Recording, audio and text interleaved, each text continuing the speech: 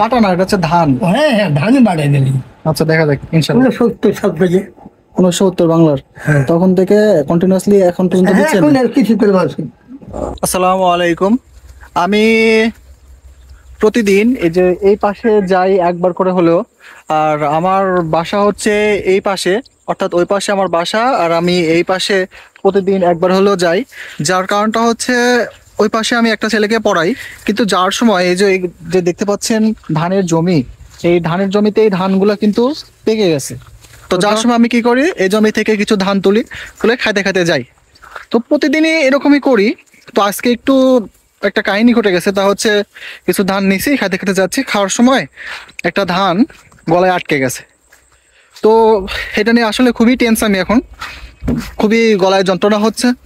তো এখন আমার হঠাৎ করে মনে হলো, আমার এলাকায় একটা দাদা আছে, দাদার বয়স অনেক বেশি।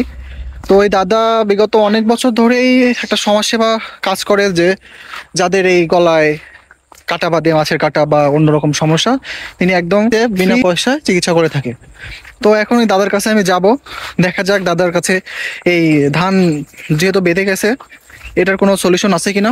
যদি থাকে তাহলে দাদার কাছ থেকে ট্রিটমেন্ট নেব, আশা করা যায় ভালো হয়ে যাবে। তো চলেন এখন দাদার কাছে, দেখা যাক শেষ পর্যন্ত কি হয়। কত বছর ধরে দাদা আপনার এই চিকিৎসাটা দিচ্ছেন মানুষের? হ্যাঁ, কত বছর ধরে এই চিকিৎসা দিচ্ছেন মানুষের তাও? আমার বাপ দিচ্ছিল।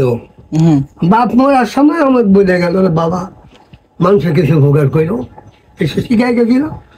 এই ধরো বাংলার 69 সাল থেকে। 69 বাংলার, হ্যাঁ। তখন থেকে কন্টিনিউয়াসলি এখন পর্যন্ত হ্যাঁ, দিচ্ছেন। এখন আর কিছু করে মাসে। আর দিতে না থাকে কই যে রেখে দিই।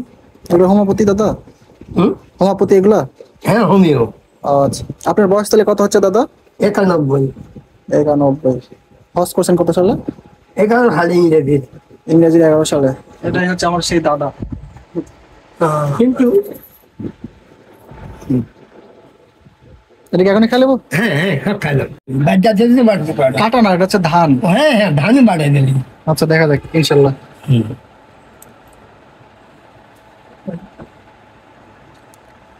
তো কি সময় নিয়েছিল তাছাড়া বকি। তো এই মাত্র দাদার কাছ থেকে ওষুধ খেয়ে আসলাম। দাদা বলতেছে 10 থেকে 15 মিনিটের মধ্যে, অর্থাৎ বাড়িতে পৌঁছাইতে পৌঁছাইতে ভালো হয়ে যাবে। দেখা যাক শেষ পর্যন্ত কি হয়। আশা করি ভালো হয়ে যাবে, কারণ এই পর্যন্ত যত লোকের চিকিৎসা করেছে সবারই ভালো হয়ে গেছে। আশা করি আমারও ভালো হয়ে যাবে।